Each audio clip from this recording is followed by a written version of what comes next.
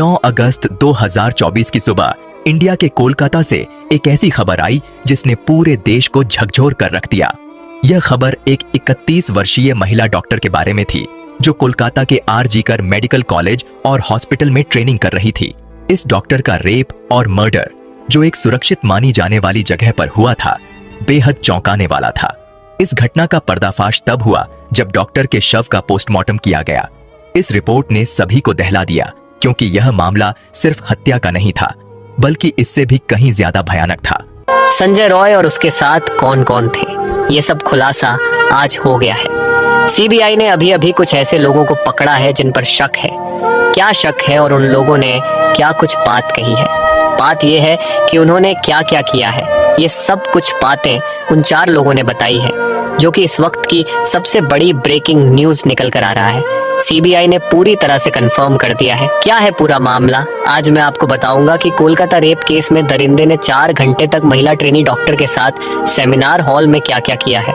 आखिर उस रात कैसे हुई थी बर्बरता। अब सब कुछ साफ हो चुका है। दरिंदगी की पूरी कहानी अब साफ हो चुकी है। असली गुनहगार कौन है, सब खुलासा अब सीबीआई के सामने हो रहा है।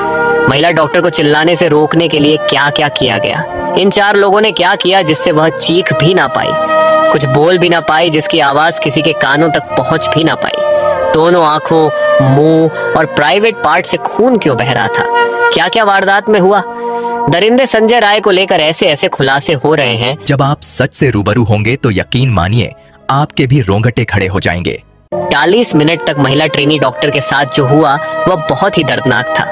दोस्तों, उस लड़की को जल्द से जल्द न्याय मिले। दोस्तों, इस महिला के लिए, इस बेटी के लिए कमेंट बॉक्स में justice for the female doctor जरूर लिखें। दरिंदे संजय ने महिला ट्रेनिंग डॉक्टर को किसी खूंखार जानवर की तरह क्यों घूर रहा था। सुप्रीम कोर्ट से लेकर सीबीआई तक हैरान है। लेकिन सबसे पहले यह जान लीजिए कि आखिर सेमिनार हॉल में दरिंदे ने उस महिला के साथ क्या किया। सेमिनार हॉल में महिला डॉक्टर को चुपचाप गहरी नींद में सोते हुए देख दरिंदा संजय उस पर कूद पड़ा। वह गंभीर नशे में था और महिला के साथ जबरदस्ती करने लगा। लेकिन जैसे ही महिला डॉक्टर की आंखें खुली, उन्होंने खुद को बचाने की पूरी कोशिश की। लेकिन माना जा रहा है सेमिनार हॉल में कोई दूसरा नहीं था जो उस महिला की रक्षा कर सके। उन्हें चिल्लाने से रोकने के लिए संजय ने उनका नाक, मुंह और गले को लगातार दबाया। गला घोटने से थायराइड कार्टिलेज टूट गया, लेकिन महिला ने फिर भी हार नहीं मानी। लेकिन इसके बाद संजय ने उनके सिर को दीवार से सटा दिया, जिससे वे चिल्ला ना सकी, और फिर दरिंदे ने महिला पर तेज प्रहार करने शुरू कर दिए, जिसके कारण पेट, होठ, उंगलियों और बाएं पैर पर गंभीर चोटें पाई गई। महिला खुद को बचाने के लिए पूरी कोशिश कर रही थी। वे अंतिम सांस तक अपनी आबरू को बचाने के लिए जंग लड़ रही थी। उसने इतनी जोर से हमला किया कि चश्मे के शीशे के टुकड़े आंखों में घुस गए। दोनों आंखों, मुंह और प्राइवेट पार्ट से खून बह रहा था। संजय ने अपने नाखून से महिला के चेहरे, शरीर और कई अंगों पर गंभीर चोट दी थी, क्योंकि महिला के चेहरे पर आरोपी के नाखूनों से बने खरोंच के निशान मिले हैं। इससे पता चलता है कि पीड़िता ने खुद को बचाने के लिए काफी संघर्ष किया था। इसी कारण ममता बनर्जी ने मोदी को पत्र लिखे हैं और ऐसे दरिंदों को सिर्फ 15 दिनों के अंदर फांसी पर लटकाने की मांग की है, ताकि इनके हौसले को तोड़ा जा सके और देश में दोबारा ऐसी जघन्य अपराध देखने को ना मिले। ट्रेनिंग महिला डॉक्टर के साथ हुई दरिंदगी के मामले में पकड़े गए सिविक पुलिस वॉलंटिज्म है। सीबीआई ने उसकी मनुष्य की जांच कराई, जिससे पता चला कि संजय राय अंदर से बहुत ही खतरनाक और यौन विकृत इंसान है, जबकि देखने में वह साधारण लगता है। इस केस में ममता बनर्जी और उनकी टीम की भी लापरवाही सामने आ रही है, क्योंकि वारदात के ठीक बाद वहां रिकंस्ट्रक्शन काम क्यों करवाए गए, इससे काफी संदेह पैदा होते हैं। महिला पर काबू पाने के लिए संजय ने उनके साथ जमकर मारपीट की। आखिर ममता बनर्जी की पुलिस ऐसे दरिंदों के दिलों में भय पैदा करने के लिए कोई कड़ा कदम क्यों नहीं उठा रही। महिला को बुरी तरह टॉर्चर करने के बाद उसने बलात्कार किया, और यह बलात्कार कोई मामूली रेप केस नहीं था, बल्कि एनामिक टॉर्चर के कारण ट्रेनी डॉक्टर के प्राइवेट पार्ट्स पर गहरा घाव पाया गया। इसका मतलब है कि बलात्कार करते समय संजय आदमी नहीं बल्कि जानवर बन गया था। इससे ये साफ हो जाता है कि दिल्ली के निर्भयता कांड के बावजूद ममता बनर्जी की पुलिस सतर्क नहीं थी और अपराधी खुलेआम तांडव मचाने के लिए शहर में घूम रहे थे। सीबीआई के लिए सेमिनार हॉल सबसे बड़ा रहस्यमय स्थल बन गया है। सीबीआई के अलग अलग टीम वे डीएनए टेस्ट के नतीजों का इंतजार कर रहे हैं। लेकिन अब जान लीजिए कि बलात्कार करने का ठीक पहले संजय ने कैसे तैयारी की थी। आरोपी संजय रॉय पर शिकंजा कसता जा रहा है।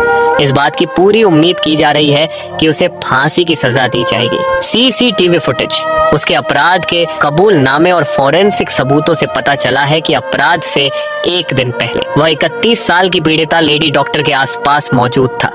कोलकाता पुलिस की पूछताछ के दौरान आरोपी संजय रॉय ने कबूल किया कि उसने अपराध से एक दिन पहले 8 अगस्त को पीड़िता को चेस्ट मेडिसिन वार्ड में देखा था। यानी वह एक दिन पहले से ही किसी शिकारी की तरह महिला का पीछा कर रहा था। वार्ड के सीसीटीवी फुटेज से यह भी पुष्टि होती है कि रॉय की अस्पताल में आसानी से पहुंचती। वारदात के एक दिन पहले रॉय 8 अगस्त को सुबह करीब 11 बजे वार्ड में था। उसी समय महिला और उनके साथ 4 अन्य जूनियर डॉक्टर वार्ड में मौजूद थे। सूत्रों ने कहा कि सीसीटीवी फुटेज में रॉय को डॉक्टर की ओर घूरते हुए देखा जा सकता है। पता चला कि इस रात को आरोपी रॉय ने शराब भी पी रखी थी। लेकिन संजय अपराध को अंजाम देने अस्पताल पहुंच गया। संजय को सुबह करीब 3:30 पर आरजीकरण अस्पताल के ट्रॉमा यूनिट के आसपास घूमते हुए देखा गया। संजय नशे की हालत में ऑपरेशन थिएटर में दरवाजा तोड़कर अंदर घुसा। वह सुबह करीब 4:03 पर अस्पताल के इमरजेंसी वार्ड में पहुंचा और फिर सीधे तीसरी मंजिल पर सेमिनार हॉल में चला गया। पुलिस पूछताछ के दौरान संजय ने कबूल किया कि उसने ट्रेनी डॉक्टर को तब देखा जब वह गहरी नींद में थी। सूत्रों के मुताबिक उसने पुलिस के सामने कबूल किया कि वह उस पर कूद पड़ा और उसके साथ बलात्कार किया।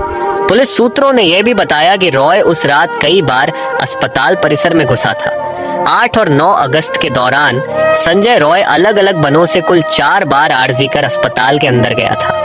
इनमें से 3 बार तो वह अस्पताल के अंदर घूम फिर कर राउंड लगाकर बाहर निकल आया।